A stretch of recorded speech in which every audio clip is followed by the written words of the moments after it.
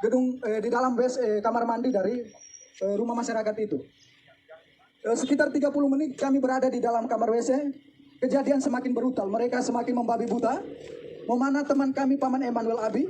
Kemudian mereka mulai membakar rumah-rumah warga dan juga pasar, serta bank, rumah distrik yang ada di sekitaran barak medis itu. Kejadian semakin brutal, akhirnya saya mengambil keputusan untuk kami bisa mengamankan diri. Dalam hitungan detik saja, saya sebagai laki-laki mengamankan 3 orang perempuan pastinya tidak bisa karena mereka mengejar kami dengan senjata dan juga busur dan anak panah. Tidak ada jalan lagi, kami memilih lari ke depan, mereka sudah menghadang, ke samping kiri kanan dan juga mereka sudah menghadang semua. Akhirnya di belakang kami terdapat jurang yang cukup terjal, kedalamannya sekitar 500 meter dengan sudut ketajamannya itu sekitar 90 derajat. Tanpa berpikir panjang, saya bertanya kepada ketiga suster itu bagaimana kita harus mengamankan diri. Mereka menjawabnya, kita lompat saja. Akhirnya tanpa berpikir panjang saya menghitung 1 sampai 3 dan saya sendiri lompat pertama. Kemudian ketiga suster mengikuti saya untuk melompatnya. Sesampainya di bawah kami pikir bahwa kami sudah aman dari kejaran mereka, tetapi mereka tetap mengikuti kami ke bawah.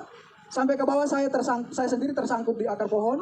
Kemudian ketiga suster yang lainnya, yang satunya suster Kris tersangkut di pohon juga. Suster Ella tersangkut di antara semak-semak. Kemudian suster Anti dia melompat jaraknya sekitar 150 meter ke dalaman jurang gitu. Dan dia juga tersangkut di semak-semak. Mereka terus mengikuti kami ke bawah, kemudian mendapati suster Anti di bawah. Kemudian mereka naik, dapat lagi suster Ella yang sekarang sudah ada di almarhum. Kemudian mereka dapat lagi suster Kris. Saya sendiri mereka tidak dapat, karena saya sembunyi di antara tebing dan juga akar-akar. Kemudian mereka mengumpulkan ketiga suster ini. Kemudian mereka semakin membabi buta. Mereka mulai menelanjangi suster.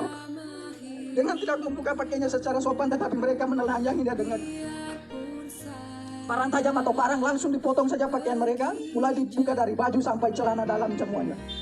Mereka tiga ditelanjangi, kemudian mulai dianiaya secara tidak manusiawi.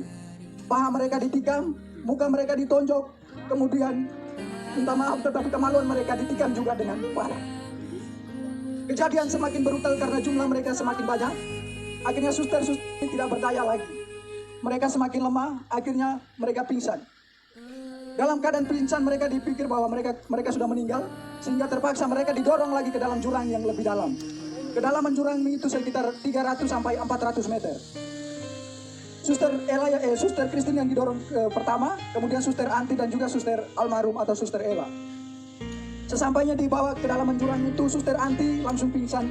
Dalam keadaan pingsan tidak sadarkan diri. Suster Kris masih sempat dari pingsannya bisa sadar. Suster Ella juga dari pingsannya bisa sadar kembali.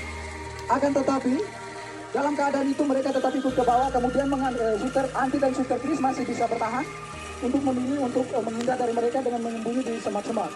Suster Ella yang sudah tidak walaupun dalam keadaan sadar tetapi sudah tidak berdaya, nyangkutnya di pohon sehingga mereka ikut ke bawah lalu membunuhnya secara babi buta dengan menikam di bagian perut-perutnya dan juga kemungkinan mulutnya dibelah. Sehingga suster almarhum dinyatakan meninggal pada saat itu. Kemudian teman-teman yang lain dari barak dokter, Paman Lukas dan juga Paman Siti, Suster Siti, mereka langsung bergegas menuju ke mengamankan diri di Koramil dengan pengamanan para TNI yang ada di tempat itu. Kemudian Paman Denny memilih untuk mengungsi bertahan di rumah warga. Dokter sendiri langsung ditendang ke jurang. Paman Gerat yang lari bersama dokter ke Mado sampai dengan detik ini juga belum ditemukan. Suster Ella yang menjadi almarhum sudah ditemukan 2 hari yang lalu, sekitar pukul 17:30 menit. Kami berhasil menemukan dia bersama Suster Kris. Suster Kris bertahan selama 3 hari berada di bawah jurang itu. Puji Tuhan dia masih hidup. Yang meninggal hanya Suster Ella. Dia sudah ditemukan dalam keadaan tidak bernyawa. Mukanya sudah penuh pada belatung karena dibelah semua. Luka-lukanya sudah pada belatung semua. Dan kemungkinan ini hari ke-5 ke-6-nya, sehingga mungkin almarhum tinggal tulang atau sisa-sisa dagingnya saja. Kemudian Paman Lukas dan juga Pak Suster Siti langsung diamankan oleh pihak tentara yang ada di Koramil menuju ke pos Pamtas 403 yang ada di ketinggian atau yang di puncak. Kemudian Paman Denny juga dari rumah warga bergegas menuju ke Koramil mengamankan diri di pos Pamtas bersama dengan pihak dari Koramil. Dokter sendiri bertahan bersama berada di jurang dari pukul 10.09 lewat sampai sekitar pukul 9 malam, baru dokter dari jurang menuju ke arah pos Pamtas 403. Saya, Paman Eman, dan juga Paman Patra bersama Suster Anti dan juga Suster Kris masih tetap berada di dalam jurang. pada pukul 5 sore saya sendiri berusaha, karena melihat situasi sudah aman, saya berusaha keluar dari semak-semak, kemudian berlari menuju ke Koramil. Sesampainya di Koramil tidak ada petugas karena petugas semua sudah diarahkan ke pos 14, sehingga saya memilih mengamankan diri di salah satu rumah warga yang ada di sekitaran Koramil itu. Paman Patra tetap memilih dan juga Paman Eman tetap memilih bertahan di jurang bersama dua suster, tetapi posisinya terpisah. Kemudian pada malam harinya Paman Eman yang terkena busur itu, dia memilih untuk naik pada sekitar pukul 10 malam. Kemudian dia berusaha tidur di bawah kolong rumah warga yang ada di sekitaran jurang itu. Paman Patra tetap bertahan. Kemudian pada pagi harinya sekitar pukul 6, Paman Eman bergegas menuju ke Koramil untuk meminta perlindungan. Begitu juga Paman Patra, sehingga pada sekitar pukul 7 kami tiga bertemu di Koramil dalam keadaan selamat. Suster Anti dan Suster Kris masih tetap bertahan di jurang. Suster Anti keluar dari jurang sekitar pukul 10 malam dengan kondisi saat itu hujan deras. Dalam keadaan telanjang, dia dari jurang menuju ke Polsek Kiwirok.